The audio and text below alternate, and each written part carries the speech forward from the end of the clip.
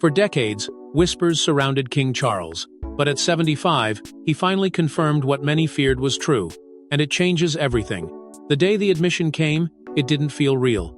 The room was quiet and eerily so, and those present were stunned, not by what was said, but by who said it. For years, Charles had been the man behind the curtain, carefully maneuvering through tradition, duty, and silence. But now, he had finally stepped into the light not as the distant monarch, but as a man prepared to expose the weight he had carried for decades. In a voice both firm and fragile, he confirmed the suspicions that had long simmered beneath the surface of his reign. He had never felt worthy of the crown, not because he lacked the title or the lineage, but because, for the longest time, he believed he wasn't the son his father wanted, nor the leader his people expected. That single confession sent shockwaves through the monarchy, not because it was scandalous, but because it was real. There were no rehearsed lines, no polished royal spin, just the truth. For the first time, the world saw a king stripped of his armor, bearing wounds he had hidden beneath a regal smile for decades. The room didn't erupt, it froze. Stunned courtiers stood motionless, as if the centuries of tradition they clung to had suddenly cracked beneath their feet. Princess Anne, stoic as ever, gave a silent nod, her gaze heavy with both sadness and understanding. Prince William's expression hardened, not out of anger, but from the collision of everything he thought he knew with what he had just heard. This wasn't a slip, this was deliberate, calculated, and yet deeply human. For the monarch who had been accused of being too cold, too soft, too indecisive, this moment was none of those things. It was, in every sense, a reckoning. But it hadn't come out of nowhere. This moment was the culmination of years of silent endurance. Behind every public appearance, every royal wave, every carefully composed photograph, there had been a man wrestling with legacy and self-doubt. The confession wasn't about guilt. It was about reclaiming a narrative that had always been controlled by others, by tabloids, by critics, by tradition. And now, with age closing in and the crown heavier than ever, Charles decided it was time. Time to lift the veil. Time to stop pretending. He didn't break down. He didn't apologize. What he did was far more terrifying for the monarchy and for himself. He told the truth. And in doing so, he challenged every polished illusion that had protected the royal brand for generations. No more myths of perfect heirs and infallible kings. No more pretending the crown erases the past. Because behind the polished gold and crimson robes was a boy who had spent his life believing he had failed before he even began. But to truly understand the weight of his admission, we must go back to the beginning, when the boy who would be king was already seen as a failure. He was born into power but branded too fragile to wield it. Even his father questioned his worth. Before the crown ever touched his head, the whispers had already started. Prince Charles, the firstborn son of a reigning queen, was expected to embody strength, resolve, and an iron will shaped for monarchy. But instead, what emerged was something the royal establishment had no blueprint for, a boy who led with his heart rather than his fists. From the earliest days, Charles gravitated toward music, painting, and poetry. While other royal heirs were groomed in the art of stoicism, he cried during performances, sketched alone in palace corridors, and asked questions not of war, but of meaning. The institution saw creativity, but interpreted it as weakness. His tutors described him as thoughtful, his nannies whispered delicate. But to the royal machine, built on centuries of control and tradition, this tenderness wasn't endearing, it was dangerous. Prince Philip, hardened by war and legacy, watched his son's soft demeanor with a mixture of disbelief and disappointment. He had commanded fleets, survived battlefields, and stared down death. To him, power was grit. Pain was necessary. Emotion was a liability. And so, watching Charles scribble verses instead of shouting commands filled Philip with a quiet dread. This was not the man to one day lead an empire. He didn't say it outright, he didn't need to. Every instruction, every comparison, every icy glance was a lesson in what Charles was not. The tension between father and son deepened as Charles grew. Not because he misbehaved, but because he didn't conform. Where Philip expected a soldier, he got a soul. And for a royal father determined to forge a king, that was unacceptable. Queen Elizabeth, ever the sovereign, stood at a complicated crossroads. As a mother, she recognized Charles's sensitivity, even admired it in private. But as the monarch, she was tethered to duty. The throne demanded a future ruler who could bear the weight of the Commonwealth, not a boy who clutched a paintbrush with trembling fingers. She tried to shield him behind palace walls. She softened Philip's harsher judgments, gave Charles quiet spaces to retreat into books and reflection. But she never intervened enough to change the course, because for Elizabeth, tradition didn't bend. It broke those who couldn't carry it. The royal family began speaking in urgent tones about the future. Courtiers, cousins, and senior aides expressed concern over the boy's lack of stamina and firmness. Around polished mahogany tables, conversations unfolded not about Charles's happiness, but about his toughening. The word echoed through the corridors of Buckingham Palace like a warning bell. They weren't preparing him for adulthood, they were preparing him for war. But it was a war of image, perception, and expectation. They feared the public wouldn't respect a monarch who felt too much, who wept behind closed doors, who didn't relish the spotlight but recoiled from it. And so, a plan was drawn, one that would rip him from comfort and cast him into the very fire they believed would forge a king. And so, they sent him away far from the palace walls and into the arms of a world that showed no mercy. They called it education. For Charles, it was exile. And it nearly broke him. Gordontown was never meant to be a school, not for someone like Charles. It was a crucible, brutal, unrelenting, and designed to crush softness out of boys until only discipline remained. Set in the windswept Scottish Highlands, it was a place where warmth was a luxury, comfort was considered weakness, and every morning began with a test of survival. The royal family didn't send him there for academics. They sent him there to erase the boy he was and forge the man they needed. It was their answer to his tenderness, a solution built on suffering. And from the moment Charles arrived, it was clear. He was not welcome, not even as a prince. There were no special privileges, no protective circles. Charles stepped onto the campus not as a future king, but as a rich boy among wolves. The staff, hand-picked for their ironclad resolve, believed in one philosophy: equality through adversity. But equality here meant equal pain. His classmates, hardened by their own battles or emboldened by resentment, saw the heir to the throne as nothing more than a symbol to tear down. And they did. From the first week, Charles was singled out, mocked, cornered, targeted. Every word he spoke, every gesture he made, was dissected and ridiculed. The bullying wasn't just physical, it was psychological warfare. Day after day, he was reminded that his lineage meant nothing. In Gordontown's world, only brute endurance mattered.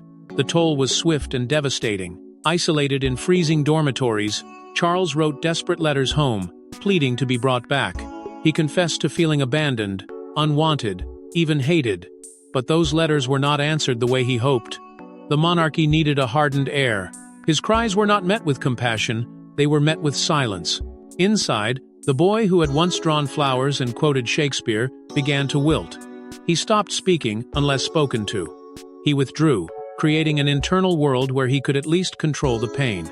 It was a quiet unraveling, the kind no one could see but that left permanent scars. Years later, royal biographer Jonathan Dimbleby would describe Gordontown as Colditz in kilts, a twisted blend of a prisoner, of war camp, and aristocratic schooling. The analogy wasn't far off. For Charles, every day felt like a sentence. The cold was constant, the routine was punishing, and the emotional void stretched endlessly. But in that void, something unexpected began to grow. It wasn't strength in the way his father imagined it. It wasn't resilience born from defiance. It was something quieter, deeper, a slow-burning will to survive not just the school, but the destiny he was shackled to. Gordontown didn't make him fearless. It taught him to hide his fear behind patience. It didn't make him tough. It taught him that endurance was sometimes louder than power. In the absence of love, Charles discovered the first flicker of self-preservation. Yet even in the cold shadow of Gordontown, a fire was lit. A fire Charles would carry into the next great battle, proving his strength to the world. In the gilded halls of Buckingham, many believed Charles would never make it. They said it behind closed doors. Some said it to his face. Even after Gordontown had tried to carve steel into the boy's spine, the judgment never stopped. In the corridors of Buckingham Palace, lined with centuries of royal portraits and suffocating expectations, Prince Charles returned not to recognition, but to rejection. Whispers drifted like smoke behind heavy doors. From dukes to distant cousins, senior aides to his own blood, the verdict was consistent. He wasn't it. He didn't have the charisma of a king, the iron will of his father, or the divine poise of his mother. They questioned everything about his emotional nature, his intellect, even his voice. They called him too soft, too hesitant, too wrapped in books and feelings to ever command armies or empires. These were not criticisms given in love. They were declarations of doubt, delivered in private parlors and gilded drawing rooms, where legacies were dissected like games on a platter. Charles heard them all. The monarchy never let anything stay truly secret, not even its cruelty. Servants spoke just a little too loudly near doors left ajar. Visiting uncles smirked just long enough after a condescending comment. Even the cousins with no claim to the crown felt entitled to offer thinly veiled jabs, reminding Charles he wasn't the prince the people wanted. It wasn't just mockery, it was an erosion, the kind that wore away self-worth inch by inch, day by day. And still, he never raised his voice. He didn't confront them, not because he agreed, but because he was listening, cataloging, learning, and slowly forging a new weapon out of their words. Queen Elizabeth stood between two fires. As a mother, she knew her son's soul, but as sovereign, she carried the weight of an empire. Her instinct may have been to protect, but the crown demanded impartiality, demanded silence. Her face rarely betrayed what she felt, and in that silence, Charles was left to wonder, did she agree with them? Was her support only ceremonial? Or did she believe, deep down, that he could be the king this kingdom needed? He would never know for sure, and that uncertainty, more than any insult, carved the deepest wound. But inside that growing void, something else began to stir. Not rage, not vengeance, resolve. Charles didn't plan a rebellion. He didn't seek to shatter the system that belittled him. Instead, he began a quiet transformation. He read more, spoke less, took mental notes of every mistake the royals made, every time tradition failed to evolve. He became fluent in diplomacy, restraint, and silent perseverance. If they thought he was unfit, he would outlast them. If they believed he was weak, he would make resilience his strongest trait. He didn't need their validation, he would earn their silence. To silence the whispers, he needed to act, and nothing silences doubt like putting your life on the line. The boy who once cried in boarding school now soared through the skies, and no one saw it coming. No one expected Prince Charles to join the military. It wasn't just unlikely, it was unthinkable. The same boy who had once penned desperate letters to escape Gordontown, the prince whose emotional core had long been mistaken for weakness, now stood at the gates of something that could make or break him entirely: the Royal Air Force.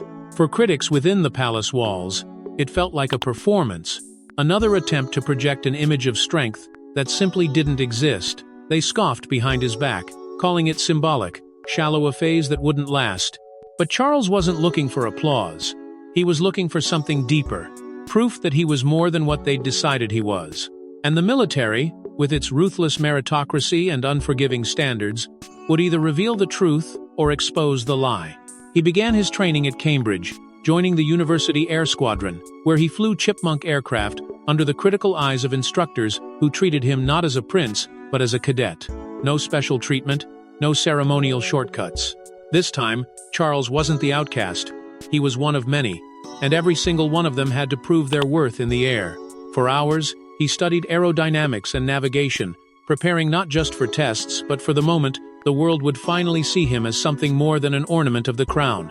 And then, it happened. He earned his RAF wings in 1971. It wasn't handed to him. He earned it. The critics were stunned. The whispers that he would crack under pressure were suddenly drowned out by radio calls from a cockpit that bore his name. Still, the cynicism didn't die overnight. Royal watchers dismissed his efforts as ceremonial.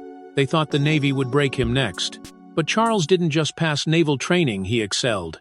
He commanded ships, executed drills, and proved, over and over again, that he had what the throne could never give him: credibility built on action, not bloodline. Officers who had once doubted him now saluted him with respect that had nothing to do with royalty. In uniform, he wasn't the sensitive prince or the soft heir. He was a man who had earned his place in one of the world's most demanding institutions. This was no accident. This was evolution. Charles had taken the cruelty of Gordontown, the scorn of courtiers, and the burden of royal expectation, and turned them into fuel. Every flight, every mission, every order given wasn't just a task. It was a quiet rebellion against the image they had crafted of him. And while the palace continued spinning the narrative of a fragile prince trying to grow into his title, The reality had already shifted. He wasn't growing into it, he was outgrowing them. But his greatest victory wasn't over his enemies, it was over the version of himself they had created. He was born to rule, but raised to doubt. Every crown comes with its own curse. In 1969, the cameras captured a moment meant to symbolize triumph, the investiture of Prince Charles as the Prince of Wales. The pomp, the ancient robes, the golden throne, was everything the monarchy was known for.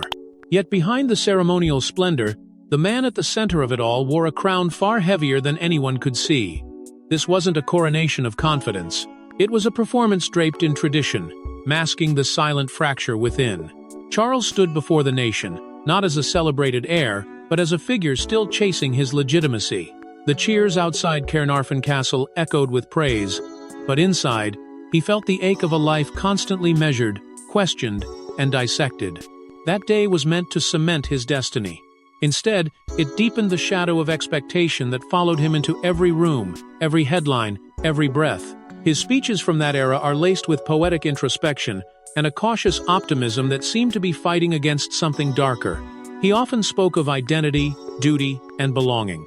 But between the lines, if one listened closely, were whispers of discomfort, disconnection, and quiet rebellion.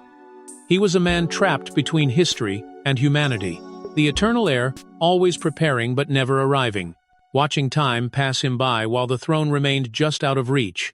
Every move was scrutinized, every silence was interpreted, and every attempt to be seen beyond the crown was met with resistance from the public, from the press, and at times, from his own family. Then came Diana. Beautiful, enigmatic, and instantly beloved by the people, she ignited a storm Charles was never truly prepared for. Her light cast an even deeper shadow over him. Suddenly, the prince who had spent his life battling irrelevance became the less admired half of a royal fairy tale. The comparisons were swift and brutal. He was too cold, too old-fashioned, too awkward. She was grace, he was grit. The public adored her innocence and despised his complexity. It wasn't just a marriage under a microscope. It was a battlefield of perception, and Charles was losing. In private, the pressure mounted. He began journaling pages filled with doubts, fears, and painful introspection. They weren't the writings of a bitter man, but of someone desperately trying to understand his place in a machine that had long ago decided his role. Years later, some of those entries would leak, confirming what many suspected. Behind the firm royal smile was a man unraveling quietly. A man who no longer knew where the crown ended and he began. The monarchy demanded devotion, but gave no room for self. It offered grandeur, but at the cost of peace. And Charles, for all his titles and training, still hadn't found the approval he had been chasing since boyhood. But the world only saw the exterior until age forced him to confront what time had buried deep. At 75, the mask cracked. And what emerged was not weakness but a man who had lived in chains. For decades, Prince then King Charles had worn the same mask passed down through generations. Composed, reserved, impenetrable. But time has a way of forcing truth to the surface. And when the world least expected it, he let it all out, not in a scandal, not through leaks or gossip, but with words deliberately chosen in a quiet, televised conversation. He spoke not of governance or pageantry, but of something far more unsettling: regret. He didn't say it outright, but it hung in every pause, every softened tone, every careful nod to the years behind him. He spoke of a life spent misunderstood, a life defined not by decisions he made, but by roles he was assigned. The audience expected a monarch. What they got was a man finally unburdening himself. Behind the scenes, the walls of the palace that once confined his emotions became the setting for overdue conversations. With Prince William, there was a long-awaited exchange of son to father, heir to king. Not about succession, but about wounds passed down through silence. Charles, for the first time, admitted what had long been felt but never said, that he had spent his life performing a version of himself he barely recognized. With Princess Anne, the bond was different, raw, honest, unfiltered. She had always been the unflinching one. But even she, the rock of the royal family, was moved by his confession. They talked not like royals but like survivors of the same unyielding machine, acknowledging that the rules they lived by had stolen more than they'd ever been allowed to grieve. Then came the moment that truly shattered precedent. Charles, stoic, refined Charles, spoke publicly about therapy, about his own mental health, about the impact of generations of emotional suppression. No monarch before him had dared to do so. It wasn't a weakness, it was a declaration. A statement that strength is not silence, that leadership does not require numbness. In that moment, he dismantled the royal illusion brick by brick, not to destroy it, but to let light in. The very vulnerability he had been punished for as a child was now his weapon. The boy mocked for being too sensitive had grown into a king who ruled by connection, not intimidation. The reaction was seismic. The public, conditioned to view royalty as symbols rather than souls, stood stunned. Headlines didn't scream scandal, they whispered admiration. Some cried. Others wrote letters. Many simply watched, silent, unsure how to process the image of a monarch showing pain. But the impact was undeniable. For the first time, the people saw Charles not as a man failing to live up to his crown, but as someone who had finally redefined what that crown could mean. And as the world leaned in to hear more, Charles dropped the final truth, one that shattered centuries of royal silence. We thought we knew the monarchy. We were wrong. And Charles finally confirmed it. For centuries, the British monarchy operated like an impenetrable fortress, one built not just of tradition, but of illusion. Every smile, every public appearance, every carefully choreographed gesture served a single purpose: to maintain the myth. The royals didn't cry, they didn't struggle, they didn't falter. At least, not where the public could see. The emotional machinery was buried deep, locked behind the iron gates of palace protocol. But Charles, born into this system, broken by it, and now leading it, finally admitted the truth. The institution worked so hard to deny. The image was never real. The monarchy, in its most sacred form, had been built on silence. And Charles's confession cracked its foundation wide open. Behind closed doors, he had fought for years to modernize the royal brand. He knew that the world was changing and that blind deference was giving way to authenticity. But every attempt at reform was met with resistance. Palace aides, loyal to the old guard, pushed back. The firm, the secretive network of courtiers and power brokers who managed the monarchy's every move, viewed Charles's ideas as dangerous. He wanted transparency, they demanded tradition. He wanted humanity, they insisted on myth. And so, the man who would be king found himself in a quiet civil war, not with the people, but with the very system he was born to serve. There were battles the public never saw. Arguments over press access, decisions about who could speak, and how much could be revealed. Even Charles's openness about environmentalism and architecture were once considered reckless. If he deviated from the script, he was labeled unstable. If he stayed silent, he was called out of touch. For decades, he walked that tightrope knowing that stepping too far in either direction could cost him everything. And so, he waited. Patiently, strategically, until the right moment came. That moment arrived when time itself turned against him. As whispers of declining health crept into public consciousness, Charles realized what every monarch eventually must. Legacy is not guaranteed. He could no longer afford to be the version of himself others had written. He had to reclaim the narrative, not as the heir apparent, not as the cautious king, but as a man who had seen the rot from within and decided to speak anyway. His confession wasn't just personal, it was political. A rebellion against the cold machinery that had raised him to be quiet, obedient, and hollow. And in doing so, he shattered the very illusion that once protected the crown. The monarchy didn't break him. He exposed its fragility. By revealing that even a king could feel caged, he made the public question everything they had been told about royal strength. For Charles, the truth was never the threat. The real danger was what happened when no one dared to speak it. And so, in his final act of defiance, he did what no king before him had the courage to do. He showed the world the man behind the curtain. And as the veil lifts, one final revelation remains: the cost he paid to keep everyone else comfortable. At the end of a crown's weight is one question: was it worth it? Charles is finally ready to answer. As the weight of 75 years settled across his shoulders, heavier than any ceremonial robe, more piercing than any crown, Charles finally allowed himself to ask what had once been unthinkable. Did it all mean anything?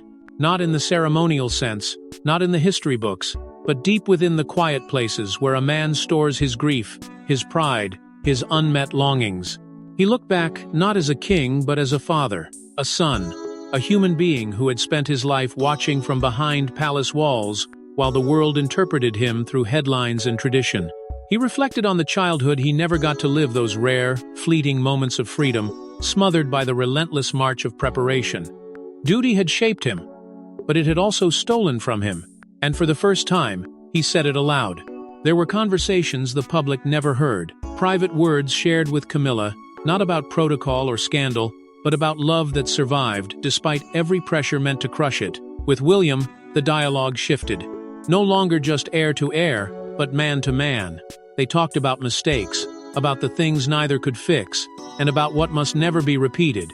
And then, of course, there was Harry, the most fractured bond of all. While the media speculated endlessly, the truth unfolded in hushed voices, regret mixed with resilience, heartbreak stitched with hope. Charles never claimed to have been the perfect father, but in those final exchanges, he gave his sons something he never received from his own. An apology wrapped in honesty, an embrace of imperfection. His eyes turned to the monarchy itself, an institution he had served, challenged, and ultimately reshaped. Behind closed doors, he'd laid out a new blueprint for the future. Fewer titles, more transparency, compassion as strength. Not because he wanted to dismantle the crown, but because he wanted it to mean something more than survival. He understood now that the crown could not demand silence from those it claimed to protect. His vision was radical, not in structure, but in spirit. A monarchy where authenticity wasn't punished, where humanity didn't need to be hidden, where the next generation wouldn't carry the same ghosts. And still, even with all the admissions, there remained the public's misunderstanding of this enduring belief that Charles had been weak, passive, ill-fitted for greatness. But what they hadn't seen, what they had refused to understand, was that his power had always been quiet, subtle, enduring. He wasn't the lion that roared. He was the stone that never cracked. Behind every decision, there had been sacrifice. Behind every silence, a scream swallowed for the sake of tradition. And now, with the weight of age upon him, and the burden of truth finally lifted, Charles could acknowledge the price he had paid. His health chipped away by stress, his family fragmented by silence, his identity shaped by roles he never chose.